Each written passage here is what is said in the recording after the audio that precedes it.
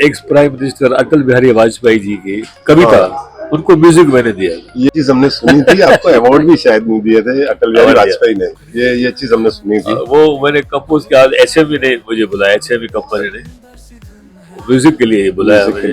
तो उनकी वो किताब थी छोटी, गीत नया गाता हूँ, तो उन्होंने कहा मैं जी आप इसको कंपोज करिए। और मेरी एक स्टूडेंट थी पद्मजा पेनानी जोगलेकर, पद्मश्री उनको मिला। हाँ, तो वो उनसे मैंने गवाया, सिंगर वो थी, म्यूजिक मैंने दिया। म्यूजिक आपका था। तो वो उनका बड़ा फंक्शन हुआ था दिल्ली में, फिक्की ऑडिटोरियम में, और वहाँ ये अटल जी भी आए थे और सब मिनिस्टर भी थे वहाँ, और उनके साथ मंच पे भी मैं बैठा, वो मुझे मौका मिला, मेरे लिए बहुत यानी एक गौरव की बात है। अपने हाथों से अटल जी ने आपको अवार्ड दिया, ये सिंधियों के लिए, हम सबके लिए मतलब बहुत बड़ी बात है। हमको प्राउड है कि हम आपके साथ बैठकर यहाँ बात कर रहे हैं, तो हमको अपने अरे नहीं, मैं तो मुझे तो बहुत खुशी है कि आप लोगों ने इतना अच्छा प्रोग्राम बड़ौदा में आयोजन किया है। उसका ये हमारी समीक्षा मैडम है, समीक्षा मैडम ने, और मैं कहता हूँ ये तो वन मैन आर्मी है। समीक्षा मैडम आइए। आपने जो सर बता रहे हैं अभी, आपकी बहुत सारी तारीफ की सर ने, तो आपके माइंड में ये कैसे? तारीफ के काबिल नहीं है जितना वो है, लाइक नहीं सर, आपकी काफी, अभी हम बात कर रहे थे तो आपने वन मैन आर्मी होकर इतना सब कुछ हैंडल किया, आपके माइंड में कैसे आया कि मैं महेश चंद्र जी को यहाँ पर बड़ौदा में प्रोग्राम के लिए? एक्चुअली मैं काफ़ी सालों से इनके बहुत बड़ी फ़ैन हूँ, और मैं भी बिकॉज सिंधी हूँ तो मैं काफ़ी सिंधी गाने जैसे आबिदा परवीन जी, मुमताज़ लाशारी, सबको बहुत सुनती हूँ, और सर को भी बहुत ही सुनती हूँ। हाँ, मतलब मेरे, आप समझिए कि एक भी दिन ऐसा नहीं है कि मैं सर को सुने बिना मैंने मतलब दिन खत्म किया हो, लाइक। जय झूलेलाल दोस्तों, मैं प्रेम तनवानी, आप देख रहे हैं हमारा और आपका यूट्यूब चैनल प्रेम तनवानी ब्लॉग। आज जिस टॉपिक पे हम ये वीडियो रिकॉर्ड करने जा रहे हैं, सिंध के महारथी कहे तो बराबर है, मास्टर चंद्र। मास्टर चंद्र का नाम तो सुनहरे अक्षरों में इतिहास में आज भी लिखा जाता है। उनके बेटे मिस्टर महेश चंद्र जी के साथ हमें आज बात करने का मौका मिला है, तो आइए हम उनके साथ कुछ सवाल जवाब करते हैं, कुछ बातें करते हैं, उनके साथ आपको मिलवा भी देते हैं। सर जी, आपका परिचय की मेरा जरूरत नाम नहीं है। महेश चंद्र है, और क्या कहूँ बताइए।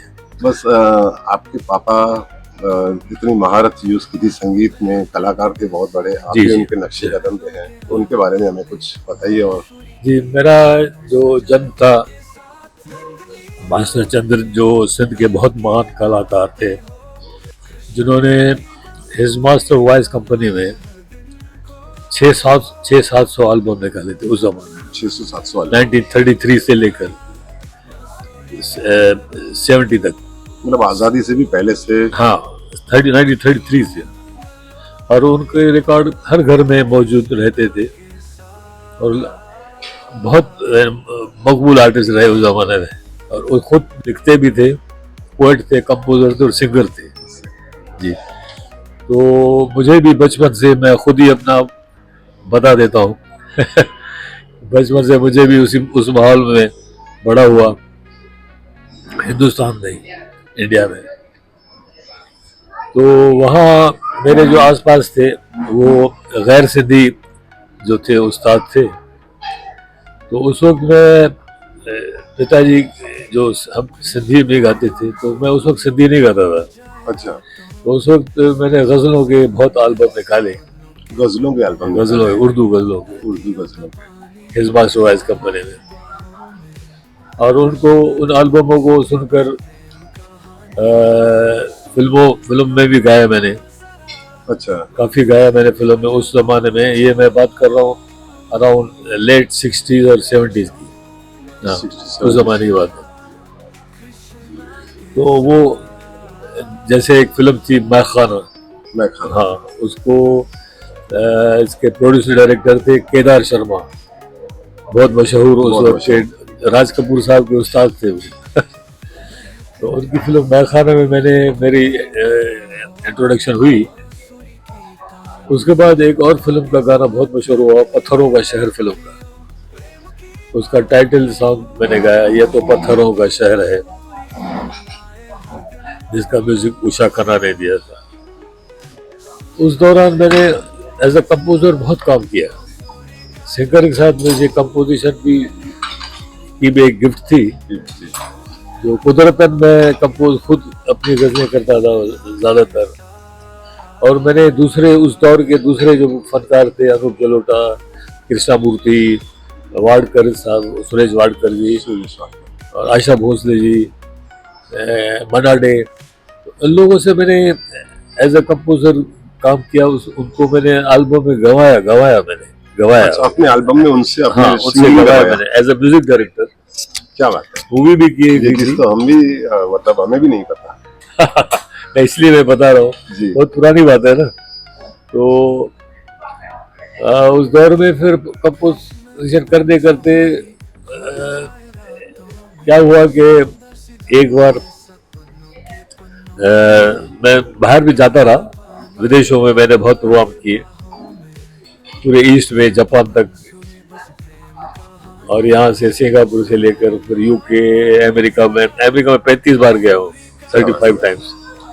तो प्रोग्राम करता रहा, मगर सिंधी में अभी कुछ खास मैंने एंट्री नहीं ली थी। मेरे रिकॉर्ड निकले सिंधियों में। अच्छा, जो खास तौर से एक मेरा सिंधी ईपी रिकॉर्ड था, पहला ईपी रिकॉर्ड 1969 में।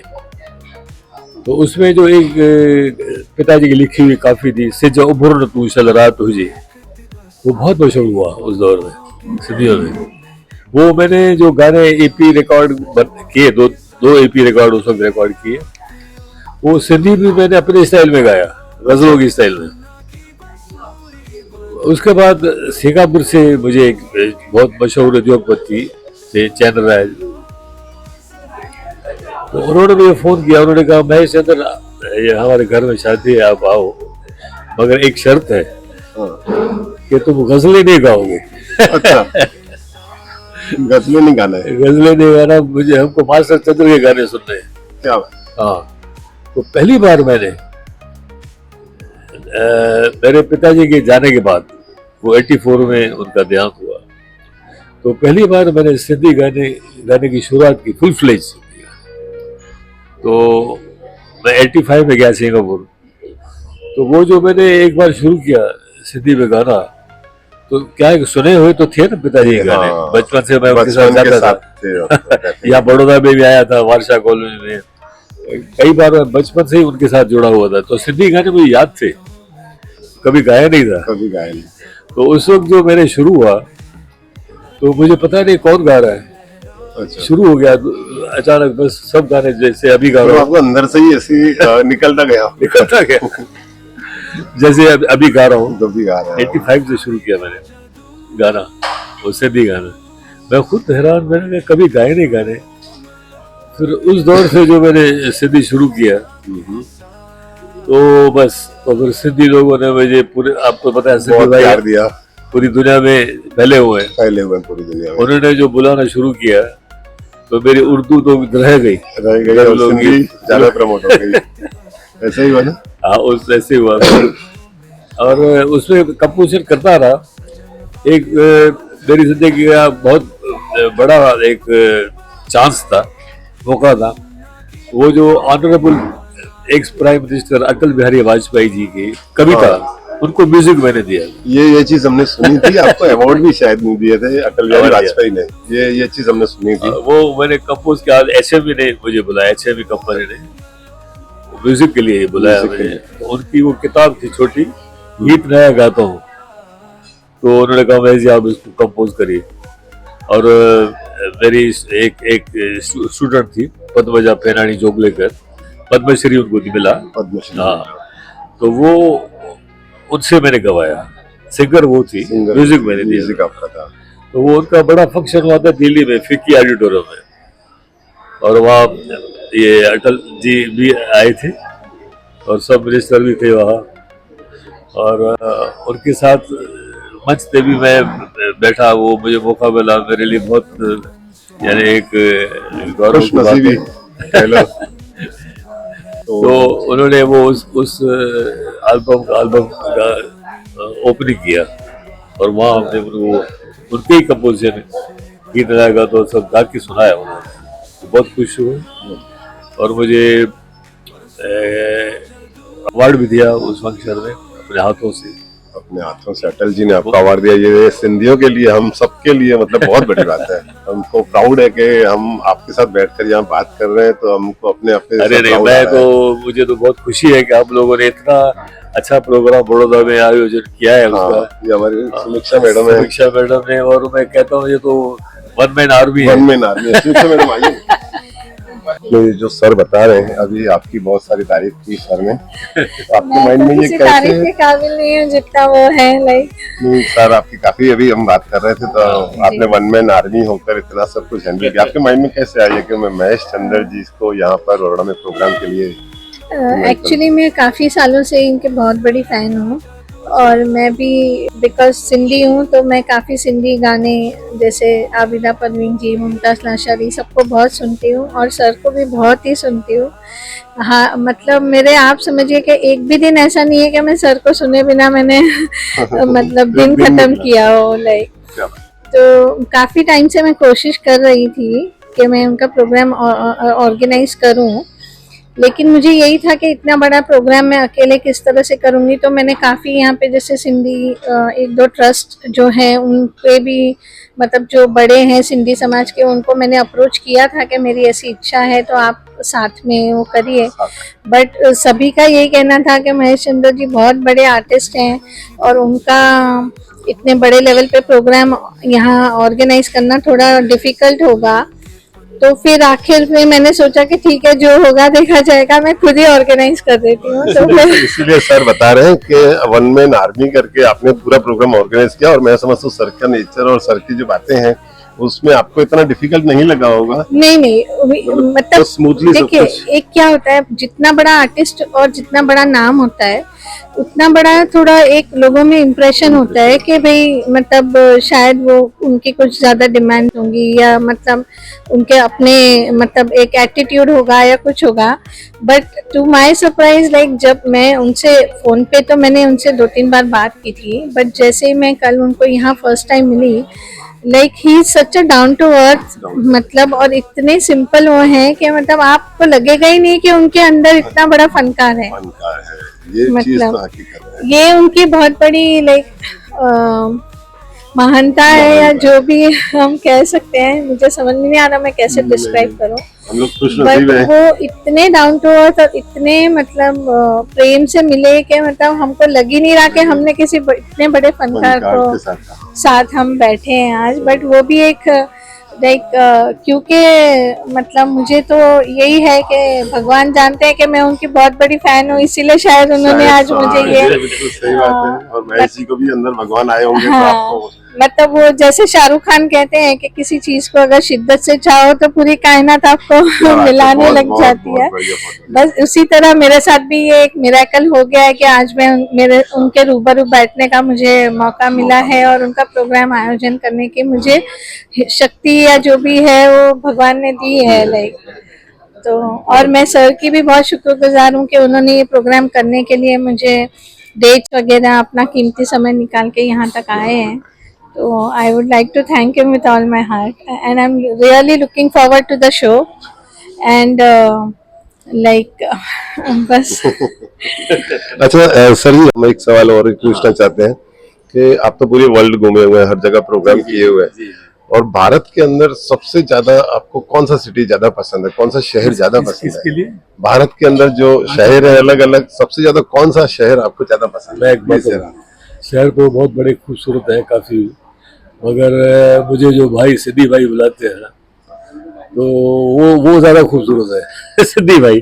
और खास कर देखिए हमारे चाहने वाले तो वो जैसे हमारे भक्त होते हैं ना, तो हम भी उनके भक्त हो जाते हैं। वो तो सही बात है, सही बात है। क्योंकि हम कलाकार लोग जो है ना, जब सुनने वाले अच्छे हो तो उनको ज्यादा सुनने वाले तालियां बजा दें तो वो भूल जाते हैं, फिर पैसा मायने नहीं रखता है। वैसा सब वैसे मानी नहीं है। तो ये बात है। बाकी खूबसूरती से तो आपको पता है हिंदुस्तान में बड़े खूबसूरत शहर है, बहुत शहर अच्छे अच्छे हैं, और सिद्धि भाई भी बहुत है। जैसे राजस्थान में सिद्धि भाई बहुत है। गुजरात और राजस्थान में, वहाँ मैं बहुत जाता हूँ। अहमदाबाद बहुत गया हूँ मैं। अच्छा, हाँ बहुत ही बहुत। बड़ौदा में भी काफी प्रोग्राम आपके हो हाँ चुके पहले बहुत हुए, बीच में थोड़ा गैप हुआ, अभी आया हूँ। और एक साल और होंगे यहाँ प्रोग्राम और करते रहेंगे। हैं। बिल्कुल सर, बिल्कुल। और आपको सच एक बात कहूँ तो आप एज से काफी बड़े हैं हमसे, लेकिन आपका जो फिटनेस है बहुत, भगवान करे और भी अच्छा रहे। और ये सब चाहने वालों की मेहरबानी है, मैं बता रहा हूँ सच्ची बात है।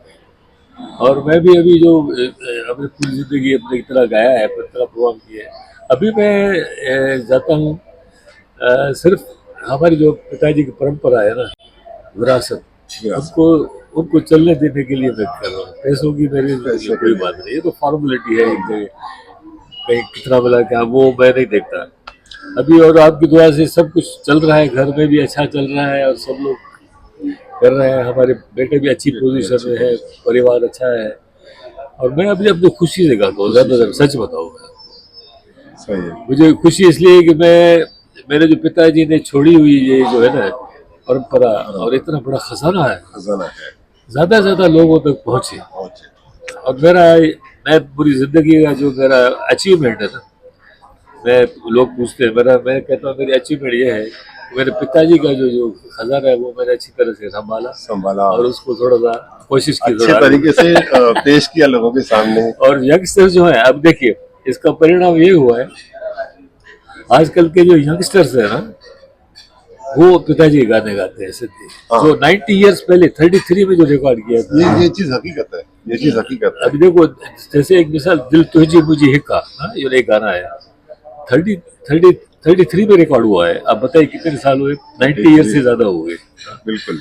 आजकल के यंगस्टर्स गाते हैं, आजकल के यंगस्टर्स गाते हैं। और मैं भी वहाँ हर साल शो करता हूँ पिताजी की याद में, और दुबई में भी होता है। अभी 14 दिसंबर को दुबई में है, अच्छा। जहाँ यहाँ के सेलिब्रिटी जॉनी लीवर, अनूप जलोटा वह शामिल होते हैं। वो हमारे पुराने, मतलब पिताजी के शो में आने वाले लोग हैं, यू नो। वो हम जब शो करते थे, क्योंकि पिताजी के जन्म का दिन का जो शो है वो हर साल होता है, यू नो, हर साल होता है। 50-60 साल हो गए। तो अभी 14 को यहाँ हो रहा है, दुबई में हो रहा है। तो वहाँ मैंने एक आइटम रखा है, मेडली आइटम। उसमें 6 यंगस्टर्स को से मैं पिताजी के पुराने गाने कप्पू से याद करवाता हूँ। याद करवा के आधा पौने घंटे का वो आइटम देता हूँ मैं, जिसमें ऐसे गाने हैं जो लोगों ने सुने हुए नहीं। अभी वो जो वीडियो निकले तो अभी यूट्यूब में भी आते हैं, आपने सुने होंगे उसके, सब गानों के अपने अपने। तो इस तरह से ये वो गाने जो है ना फैल रहे हैं। मैं ये सोच रहा हूँ, ये मेरा पिताजी मुझे, मैंने पहले अर्ज किया ना आपसे कि पिताजी कहते थे सिद्धि में गाओ, सिद्धि में गाओ, बस वो सिद्धि नहीं गाता था। मेरे उर्दू जैसे गजल है, तो वो गजलें गाता था और फिल्मों में भी गाया मैंने। मगर उसमें यंग था ना, तो एक होता है यार, तो वो पिताजी ने एक बार कहा उससे, एक बार देखना सिद्धि में गाओगे। वो चीज सच साबित हुई। वो सच बात साबित हुई। अच्छा सर, सिद्धि में गा, एक कड़ी नहीं तो सिद्धि कमी है, सिद्धि का। अच्छा सर, जैसे आपने अपने पिताजी मिस्टर महेश चंद्र जी ने अपने फादर को, मतलब चंद्र साहब को, आपने जैसे सिंधी में आगे प्रमोट किया विरासत को, तो ऐसे आपको अभी आपकी फैमिली से या आपके रिलेशन से कौन आगे बढ़ाने वाला है? ये चीज है। अभी मैं 2 ग्रैंड सन्स को लेके आया हूँ यहाँ से। अच्छा। हाँ, उसमें एक ग्रैंड सन, छोटा ग्रैंड सन जो है, उसमें मैं देख रहा हूँ। मैंने अभी उसको बड़े को बहुत बोला नहीं है। अच्छा। मैं पहली बार बोल रहा हूँ, क्योंकि मैं चाहता हूँ वो भी आगे, वो भी करे। मगर जो हमारी जो चीज है वो उसमें मैं पा रहा हूँ। अच्छा, उसमें देख रहे हैं आप, छोटे वाले ग्रैंड वो 100% आएंगे। मैं, ईश्वर ने चाहा तो उनकी मेहरबानी से वो चालू रहेगी। उसने भी गाता है, अगर कल मौका मिला तो उसे एक छोटा 2 मिनट का गाना गवाऊंगा मैं। क्या बात है, आपका खून है तो डेफिनेटली उनके पास भी ऐसा टैलेंट अंदर से ही आ जाएगा, जैसे आपने अपने फादर का टैलेंट अंदर से ही आ गया। विरासत में मिलता ही है। हाँ, सिलसिला चल रहा है। अच्छा सर, एक सवाल और, आपको सिंधी फूड सबसे ज्यादा कौन सा पसंद है? सिंधी फूड हर सिंधी फूड में उसका पागल हो गए। और मैं क्या, पूरी दुनिया साई भाॼी हुजे, बिह पटाटा हुजनि, गोभी आलू हुजे, 20,000 दाल पकवान हो गई, छोला रबड़ी, ये सब चीजें। ये सब सिंधी फूड सब जगह पे अभी धीरे धीरे फेमस हो जाते हैं। और सूरत में तो एक जगह पे सिंधी फूड की बाकायदा होटल बनी है, आपने शायद देखी हो तो। हाँ, चलो बहुत बढ़िया हो गया। और क्या कहना चाहेंगे हमारे व्यूअर्स से? नहीं, आप जो भी अपने आप- तरीके से आप कुछ मैं लुकिंग फॉरवर्ड, मैं तो कल के लिए भगवान से प्रार्थना करता हूँ। आपने इतनी मेहनत की है तो आप सफल हो। Thank you so much. मुझे भी आपने बताकर चाहा, दे कि आपने मैं- हमारे व्यूअर्स को कहा तो वो डेफिनेटली हमको सपोर्ट क्योंकि करेंगे। आपने इतनी उम्मीद रखी है तो उससे और मैं थोड़ा Motivate जहाँ कर- उम्मीद ज्यादा होती है ना आपको ज्यादा मतलब आदमी कोशिश करता है। तो जय झूलेलाल बोल, झूलेलाल वो चाहेंगे तो सब अच्छा हो जाए। आपके सबसे ज्यादा दिल के करीब कौन सा राग है फादर का, आपके पापा का? ये बहुत मुश्किल सवाल है। पॉपुलर कुछ हो, ये पसंद और है, ये चीजें आपको अलग अलग पसंद है, मैं उसकी बात कर रहा हूँ। पॉपुलर तो हम सबने सुन ली है। Popular आपके दिल के आपको करीब कौन कौन है? सा उनका कलाम सबसे ज्यादा सबसे ज्यादा पसंद है ऐसा? वो कला बहुत है। अभी मुझे कुछ सब इस वक्त अभी देखिए, जैसे पिताजी का एक कलाम था, वो ये सोना अर्ज आए वो जो मर्ज लाए, वो एक क्लासिकल में था, क्लासिकल में था उसको। दूसरा उनका बहुत मशहूर था, कबूतर कबूतर कबूतर कबूतर कबूतर कबूतर, ये बहुत मशहूर था। खबर है ये खड़ी में आपको ले जाता हूँ, उसमें बड़ा थॉटफुल गाना था।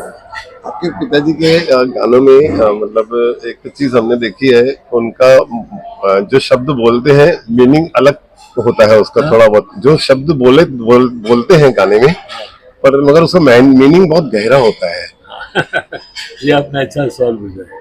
यह एक चीज, वो ये भी आपका सवाल जो नहीं है, क्योंकि वो पोएट थे ना, और वो पूरी जिंदगी उन्होंने सत्य और दर्वेशों के साथ गुजारी। उनके जो एसोसिएशन थी ना, वो संतों हुई थी, संत कंवरराम से भी थी। उन्होंने एक किताब लिखी, माँ है संगीत, उसमें खास एक चैप्टर लिखा हुआ है उनके एसोसिएशन संत कंवरराम साहब के साथ।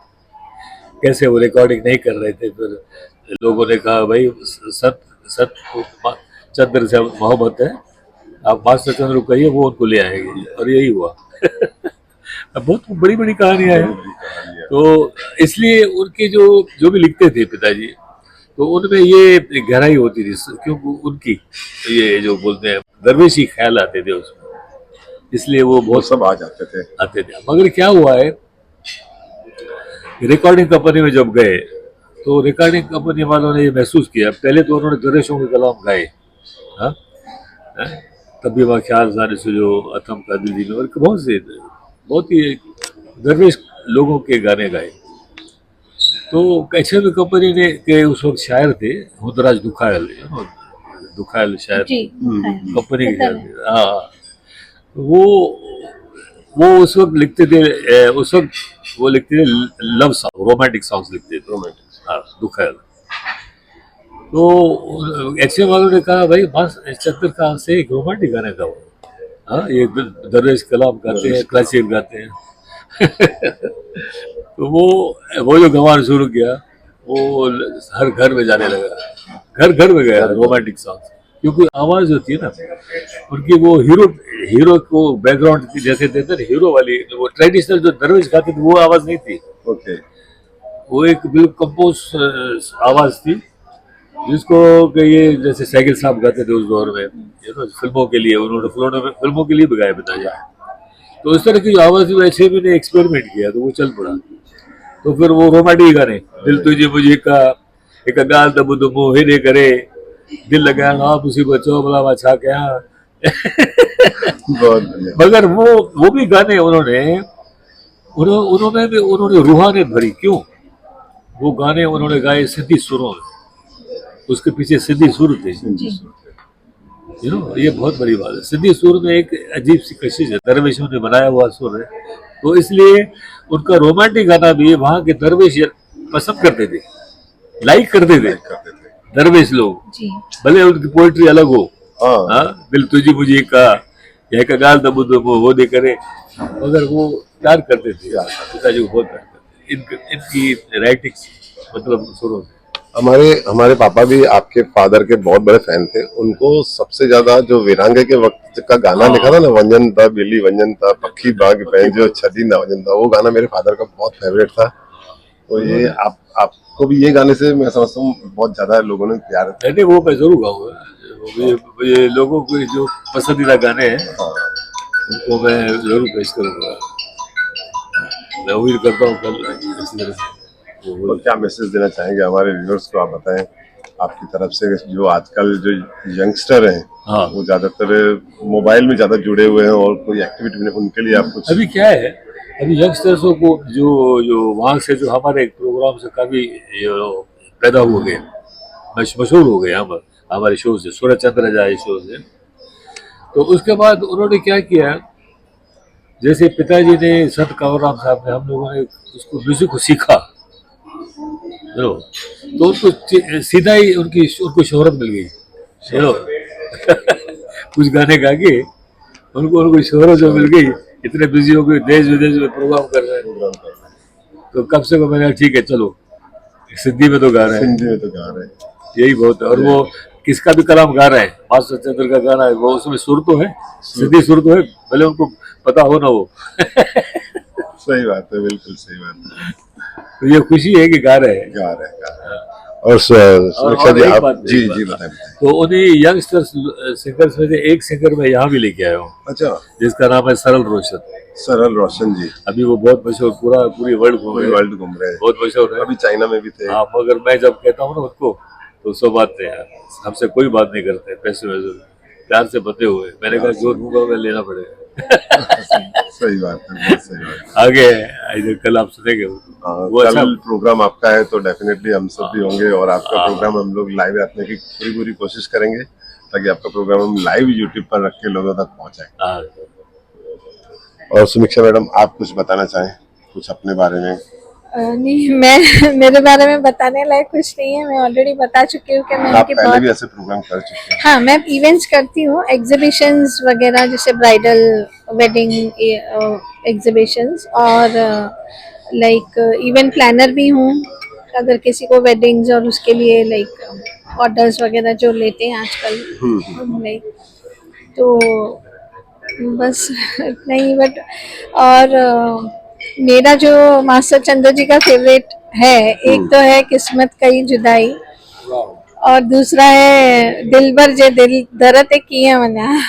वो इतना रोमांटिक सॉन्ग है कि मतलब आप ये सोच ही नहीं सकते कि उस जमाने में इतना रोमांटिक सॉन्ग भी कोई लिख सकता है, मतलब क्योंकि वो आज की जनरेशन के लिए इतना फिट है, मतलब। और ये गाने ऐसे जो कभी पुराने नहीं होंगे, मतलब उनके वर्ड्स ऐसे हैं कि वो हर पीढ़ी को रिलेट करेंगे। बिल्कुल सही कह रहे हैं। तो looking forward to the show. ये जो गाने आपने जिक्र किया, ये जो गाने हैं कुछ खास लोगों के लिए होते हैं। किस्मत की जुदाई, ये तो दिल भरे दर्द किया वजह, दिल भरे दर्द देता है लिया था, वो बस आप लोग पसंद करते हैं। और खास तौर पर किस्मत की जुदाई, उसमें बहुत वो पैथास है, उसको जुदाई का गाना है, तो उसके लिए गाना और सुनने वाले वैसे ही होने चाहिए जैसे आप हैं। बिल्कुल सही है। रोज बदनिया एवरीडे वो गाना एक बार तो सुनती हूँ रात में। ये वाकई मुझे भी पसंद है, मैं भी गाता रहता हूँ, ऐसी महफिल होती है ना तो ये गाना जरूर गाता हूँ। तो दोस्तों यहाँ पर हमने समीक्षा मैडम से भी आपको बातें करवाई और महेश चंद्र जी जो इतने बड़े कलाकार हैं उनसे भी बातें करवाई। आपको ये वीडियो कैसा लगा आप कमेंट करके हमें जरूर बताइएगा, और आगे भी अगर कुछ और कलाकार साथ में है उनके साथ भी हमें मौका मिला तो हम जरूर उनका भी वीडियो अपलोड करेंगे। तो आप इस वीडियो को लाइक करिएगा, शेयर करिएगा, सब्सक्राइब जरूर करिएगा। Thank you so much sir, thank you so much. कल फिर मुलाकात होगी आपसे सर।